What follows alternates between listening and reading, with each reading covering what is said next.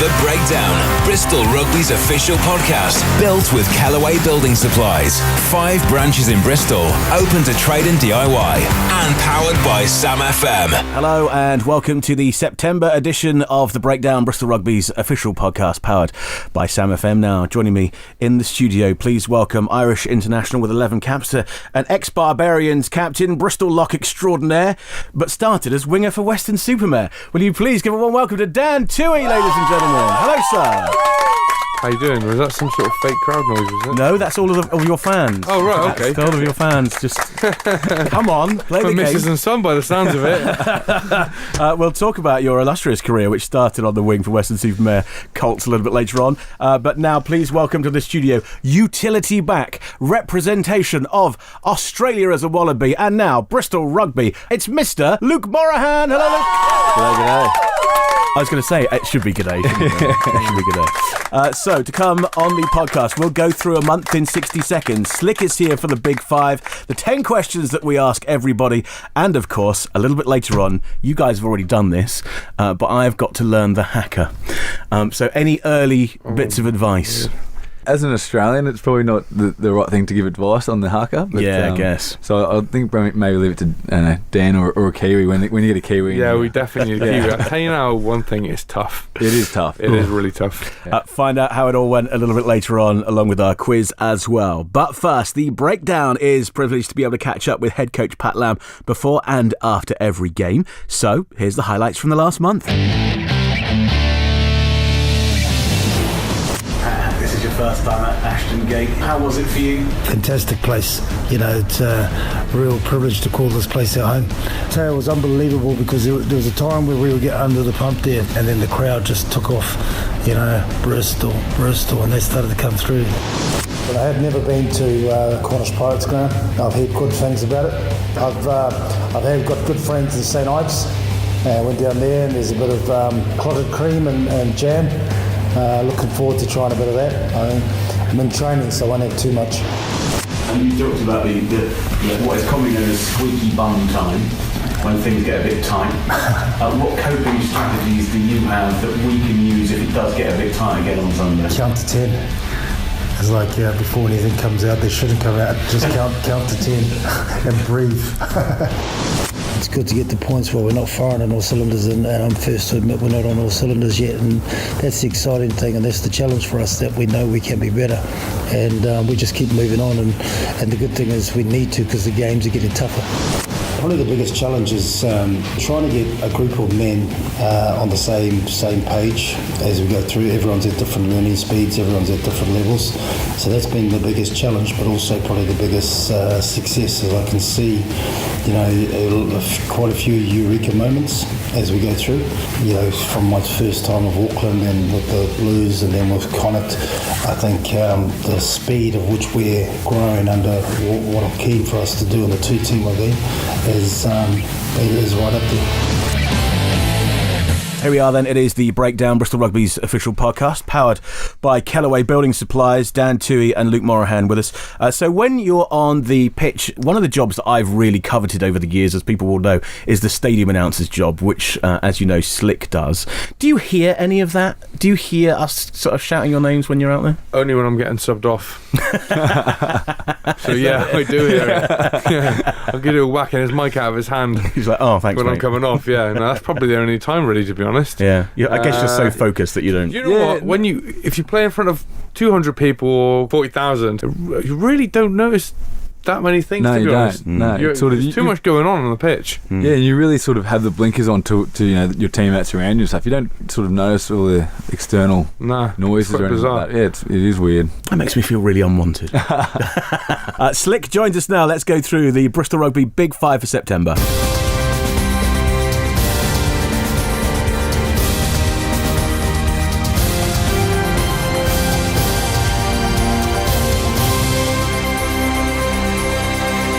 Breakdown. It's Slick Hi, Downsy, how are you? Yeah, really good. A fun-packed Big Five. Let's crack on straight away. And at number 5, he's been around for a while, hasn't he? But suddenly just popping his head up to the fore, representing the pack, it's our Max Crumpton. Max Crumpton was at the back of 4 driving mauls in the match against Richmond and picked up 4 tries. And as ever with these sort of things, social media goes mad. Is that the first time a hooker's scored 4 tries? Surely it's happened before. And I remembered Ollie Robinson had done it very recently. So we turned to Stato, Neil Williams, the man who keeps all the details for Bristol. And he said, no, those are the only 2. And then we discovered that Marco Mama did it once. So Stato's losing his touch a little bit, but congratulations to Max. I interviewed him on the pitch after the Richmond game, and the state of his face was something quite remarkable. Congratulations, Max. Right, on to number 4, and this is all about Craig Capel, who is, I suppose, iconic in the world of the Bristol Rugby Community Foundation. But for those that don't know him, tell us a little bit about him and what he does and why we're celebrating. Well, Craig Capel has worked for the Bristol Rugby Community Foundation for quite some time. He's been, one of the key figures in helping, along with Ben Breeze, helping build it up. But Craig as a man, or Capes as we call him, has been a man of Bristol Rugby in terms of the wider Bristol population. He's played for a combination club all his life, played for St Mary's, knows the combination in and out, absolutely key to the success of the Community Foundation. And now he's taking over because Ben's moving on to higher places. So congratulations to him. I'm sure he'll do a fantastic job. Yeah, well done, Capes. A nice guy to boot. Now, number 3, the fantastic ladies doubleheader. Yeah, Saturday the 7th of October, not only have we got Bristol Rugby versus London Scottish in the Green King IPA Championship kick-off at 2:30, but immediately after at Ashton Gate, we'll have the Ladies Premiership 15s match, Bristol Rugby against Gloucester Hartpury. So the first time we've had a double-header at Ashton Gate. It'll be an opportunity for Bristol fans to grab a beer after the men's game and hang around, collect in the Lansdowne stand and watch some fantastic top-class women's rugby. At number 2, the incredible David Lemmy. I mean, that man is just a wonder. Well, he's been everything to Bristol. He was brilliant the first time round, and if he'd played for Bristol for the first, whatever it was, 4 or 5 years, and then we got relegated and he'd left the club, he would have still been held in huge esteem. And he's been an absolute legend. I mean, that word's bandied about, but he's been an absolute legend for Bristol Rugby, and he's still doing it. I stood on the touchline for the Richmond game, and you know what it's like to stand on the side of the pitch and see the hard hits flying in. This man's still putting it in at 35 years old. You always just feel comfortable. When the ball gets to Lemmy, you go, yeah, we'll be fine now. And at number 1, we can't move on without remarking upon the amazing rise to fame for Alex Giltro. Yeah, they're coining the phrase prop idol for Alex. And for people who don't know, he's played for Clevedon. He's played recently for Clifton RFC. And one of the things that Pat Lam's trying to do is encourage combination players to know that there is a pathway, that ultimately, if they're good enough, they could play for Bristol. And Alex is a perfect case in point, playing for Clifton at the beginning of the season, and then Richmond, he gets his debut in the Championship. And I know from social media that his family were absolutely loving it. And to go from the stand, I think there was a picture on social media, wasn't there, of him celebrating a try. Brilliant. I mean, it's what every rugby player at the combination should dream of, I would hope. Slick is at every home game. If you want to get in contact with him for birthdays, dedications, anniversaries, or general chit-chat, how do we do it? We're on Twitter at SlickBristol. Good stuff. We'll see you next month.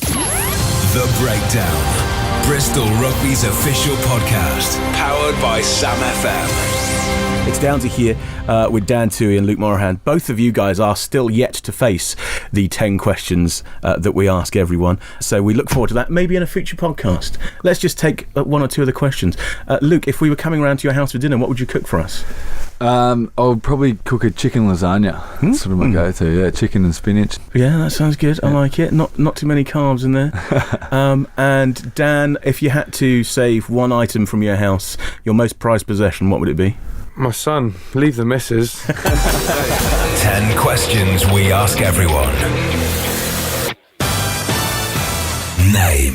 Roger Williams. Age. 24. Hometown. Almonford. Occupation. Scrum half. What is your proudest sporting moment? Probably scoring a try for Wales in the Millennium during Six Nations against Scotland. Whose life would you like to live for a day? Probably Will Smith. Seems quite a cool guy. Who's your sporting hero? I grew up with same village as Shane Williams, so obviously looked up to him growing up. So yeah, I'd go for Shane Williams. What's your karaoke song? Probably Wonderwall. What is your most treasured possession? Probably my dog. Got a pet golden retriever, dog golden retriever. What is your most embarrassing sporting moment? Probably interception I threw in the Hayden Cup against Northampton. Last play going for a try and I gave an interception to Foden. If we came for dinner, what would you cook us? Not the best cook, so I'd have to pass you on to my girlfriend and ask her to cook something. If you weren't a sportsman, what would you be? I'd probably be a carpenter. If rugby didn't work, that's probably what I'd done. My brother's a carpenter. Quite handy on the tools myself in spare time. What is your number one pet hate? People not thanking you on the road when you leave them through. Really grinds me. What is the best thing about Bristol Rugby? Probably the ambition. The ambition to just keep driving and where they want to go. 10 questions we ask everyone. Sam FM. This is The Breakdown. Welcome back to the podcast studio. It's Downsy here at Sam FM. The Breakdown is the official podcast of Bristol Rugby, powered by Callaway Building Supplies. Dan Tuohy and Luke Morahan with us. So this is our big chat, guys. So let's talk first of all about the season thus far. From a Bristol Rugby's fan point of view, they'll look at the results and go, we've won every game. But there's always been that feeling of, is everything all right? I mean, the Richmond game, for example, was a bit of a false start, perhaps. The action didn't start until much later on. So how is the feeling in the camp at the moment, Luke, about those results? Yeah, look, I think we're pretty positive about it, to be honest. Obviously we're aware that there's a lot of things we've got to learn, sort of improve on, I suppose. But again, we're aware that a new group together, there's probably 23, 26 new players together, learning a new system under a new coach. So there are a few teething issues, but I think sort of that Richmond game showed that the second half especially, that we're starting to gel a bit more and click, and hopefully that sort of puts us into a good stead the next few weeks, because we've got some good games coming up. Now, how difficult is it? I mean, when you're a kid and you're at school, there's new people in the class and you go, oh yeah, you'll get on, you'll go and play in the sandpit. I mean, when you're grown adults and you're sort of forced to get on with each other, does that cause awkward moments, or how do you get on with it? That's one thing that Pat's probably emphasised more than anything else. He's really encouraged groups, you're in your front five, middle five, back five, or whoever it is, to not sit in a cliquey sort of group, if that makes sense. You're encouraged to eat lunch with everyone else, encouraged to go out to coffees and spend as much time with different people. There's one thing we did this year is each player had to do a presentation about themselves, their family and their background. So it gave the other players a sort of an interesting insight to a lot of things you wouldn't normally talk about, because you're normally talking about work and rugby and things when you're at training. So I found out a lot about guys I didn't even know about. It was really interesting, actually helped us a good bit. And we've had the team social that you were at, our 70s party at Ashton Gate, and I can't imagine it must be tough trying to gel a sort of group of 45 guys together in a short space of time. So couple that with the pressure environment of expecting to win every single week. It has been tough, but I think it's working at the minute, and the boys seem pretty happy. And Luke, you have the extra issue of not only being new, but also being fairly, although you've been here on holiday a few times, actually you're a new UK resident as well, so you've got all that to cope with. So it must be a tough time. Yeah, I mean, it is, but knowing Dan last year coming over, a few other guys who I sort of had dealt with or played against, and sort of you sort of hear about, you kind of get to know pretty well. It makes it a lot easier. You come into a new city and you've already got 45 mates ready to go, so that environment does make it a lot easier. And you've been in rugby for so long, the type of people in this sport are all pretty similar. They all know how to get along, so it is pretty pretty easy to sort of get along from an early start. So Luke, let's talk about that decision to come over from Super Rugby to Championship Rugby. And you mentioned that actually the level doesn't really matter for you at the moment. No, not at all. I was coming over here for reasons not just rugby, and so I've sort of fulfilled those reasons already, which is great. I'm really happy here, and as I said, great people. So for me, there was a big criteria that I wanted to tick off, and Bristol's done that for me so far, which is good. Do you miss Tim Tams? I do, but I probably miss Vegemite more. I think that's it. And Milo. Milo is a bit different over here. It's not the same. It's a bit more. What's Milo? Milo, you haven't had Milo. It's Like you put in milk. Put in milk. It's sort of like a Ovaltine type thing. Yeah, it's big back home, but yeah, over here it's not that great. So. And what is the difference between Vegemite and Marmite? I don't know. I haven't had Marmite. I've sort of always stuck to Vegemite. I'm not sure. Maybe a bit sweeter or sour or something. I'm not You're a sure. sicko. I don't know either of them. Sound horrible. Yeah. Do you find a massive cultural difference? I mean, we talked in our sort of pre-run of the podcast about differences in language. Has that ever caught you out at all? I'd probably say the accents catch me out a bit more. Like the Welsh guys, I sort of have to really listen to. They a couple of guys that have pretty strong accents that I struggle with. But in terms of lifestyle and things like that, no, not so much. It's pretty similar. So away from rugby, then, what do you spend your time doing? So match finishes, you've got a day off. Apart from coming into the studio and spending some time with us, thank you very much, by the way, for doing that. But Luke, what are your sort of hobbies and interests away from the game?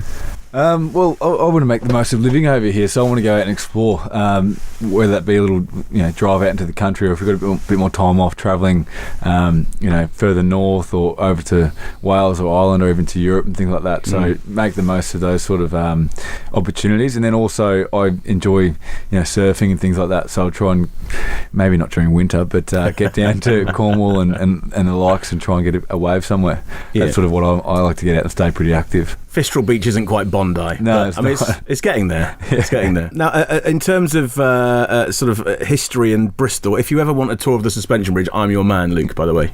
Yeah, I've been over there a couple of times. It's a good area, nice spot. You're a tour guide or something? I moonlight as a tour guide. Oh, really? A very geeky history student I was. Give us the highlights. What's the sort of the main thing to know about it? It's old. Okay. And heavy. and makes a clean fortune. Bunged every time I try and drive across it. Yeah. Good stuff, boys. Thank you very much for having a chat to us. Stick around for the rest of the podcast, but in the meantime, let's go over and see who's taken our head-to-head quiz this month. The Breakdown, Bristol Rugby's official podcast, built with Callaway Building Supplies, helping you build since 1982, with 5 branches across Bristol, and powered by Sam FM. Here we are at Callaway Building Supplies, their brand new store here in Bedminster. And boys, well, first of all, take a look around you. What wonderment we see around us. So this is just absolutely brilliant, isn't it? It's lovely. I feel like a tradesman now. Could this have been a previous life? Could be. If you could have any power tool, Ollie, what would you have? Well, just a drill, I think. Yeah. It's a nice little drill. Yeah, for everyday use, I'm definitely a drill man. Yeah. Well, welcome to the head-to-head quiz on the podcast. So, first of all, could I have your full name and your playing position, please? Ollie Door, prop. Okay, Ollie, and what is your buzzer going to be? Ding dong. Ollie is versus... Ciali Puto, Cinta. Okay, and what is your buzzer, Ciali? All right, well, because it's National Human Body Month, here are some questions on the human body. Question number 1 of 10. What is the longest bone in the human body? Ding dong, femur. He's gone early. Femur. Femur is correct for 1 point. Well done. Ollie 1, Ciali 0. How many chambers are there in the human heart? Ding dong. 4. 4 for the door. He's right. Hey, it's 2-0. You got to do your ding dong and wait till he says it. I'm doing my... Yeah, do your ding-dong and wait. Here we go. Question number 3. Which organ in the body produces insulin? Ding dong. That was Ollie again. Bladder. Bladder is not the right answer. Let's go over. Ciali? Kidneys. Or it's Liver. pancreas. Oh, pancreas. No point. Remains 2-0 to the door. Here we go. Question number 4. Where is the scapula? Ding dong. Ollie. Just round the back. Well, what are you touching? Yeah. What's that? What is that? It's a scapula. Yes, you're correct. Near your shoulder. That'll do. I'll give you that. Shoulder blade is the scapula. You're getting 3-0. Creamed here. I'm Yeah. getting creamed. Come on. This is not what we expect from a Tongan captain, Ciali. Here we go. Question number 5. A bone is joined to the muscle by what? Ding dong. Yes, Tendon. Ciali. Tendon, it's Yes, right. I've got one. Very good. Question number 6. What blood disorder is caused by a lack of iron? I'll pass, sorry. Ollie, you got Say it? diabetes. Diabetes? No, unfortunately, it's anemia. 3-1. Here we go. Anemic. Question number 7. What is the normal body temperature? Ding dong. Ollie. 37.5. 37.5 is right. Oh, it is. 4-1. Fire. Do it and then tell me the answer. Question number 8. By what name is the trachea better known? Siali. The throat. I'll take that. Yeah, windpipe. I'll take that. 3-2. 3-2. Here we go. Penultimate question. What is the human body's largest organ? Ding dong. Lungs. Not lungs. Got to think out of the box, Siali. Skin. Is the right answer. 3-all. 3-all. Is it 3-all? Yeah. No, it's not. No, it's Whatever the score is, it all comes down to this in a slightly more. It's a finale. No, I'm not having it. Here we go. Question number 10. What is the outer layer of teeth made from? Ding dong. Siali. Bone. It's good, but it's not the one. Calcium is not the one. No, it's enamel. Enamel. Draw. Okay, well, we can't have it as a draw. What is this bone that connects your shoulder to your forearm called? It connects to your funny bone, so it's called the... Fibula. Tibula. No. Radius. No. Ulna. But it connects to your funny bone, so it's... Funny. It's... Funny bone. Or... Humerus. A word to the champ. Oh, I just want to thank all my fans. I want to thank all the supporters, everyone here, all the tradesmen that come here to support me. Unlucky, Dawsy. Sorry. Doors, that was... I mean, what happened at the end there? It all fell apart. Well, I actually thought I won, but I'll just see how it is. On listening back, you might have done, but at the moment, we're going to say these one. I've got to learn from my better break, so well done, Ciali. Well done, Blair.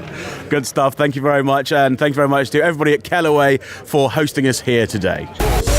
The Breakdown, Bristol Rugby's official podcast, powered by Sam FM. Well, the time has come. It's time for me to learn the haka now. We have pre-recorded this, so I could let you know how we got on, but what we'll do is we'll play you the audio and see how you get on. The Breakdown goes behind the scenes. So here we go. We're outside. We're going to do the haka in a minute. Am I saying it right to start with? Is it haka? Haka. Okay. So what does that mean, first of all? For us and being Kiwis, it originated back in the old days when the Maoris used to take it to war, and it was a challenge. And for them, it was all about trying to put fear up the opposition, and by stamping their feet on the ground, slapping their bodies, making facial expressions with poking out the tongue, which they call a pukana, and being angry faces. So put fear instantly in the opponents. Let's give it a go. Let's do it. Well, it's pretty simple, mate. It's all about facial expressions and flexing those muscles you got, I can see, and putting a bit of fear in me as I'm doing it to you. I'm going to try and put a bit of fear in you. Now, the haka simply starts off with taringa whakarongo, which simply means get ready, listen, kia rite, get ready, kia mau, here we go, and then it's hey. That's it. I'm not too sure about the hey. Just a bit more aggression in the hey. That's it. Facial expressions. Loving it. Hey. That's it, mate. So, taringa whakarongo, kia rite, kia mau. Hey. And then we stay there. We start shaking our hands. Hey. And then it's ringa pakia, which is shake your hands.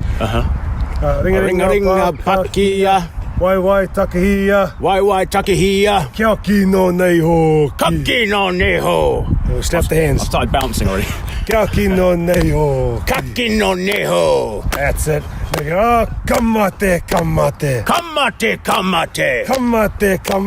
Kaora. Kamate. Yes. Forgot. Stop there. So, kamate. Kaora. That's perfect. And then it's tene te tangata. Puhuru. Nana hitiki. My whakawhititera.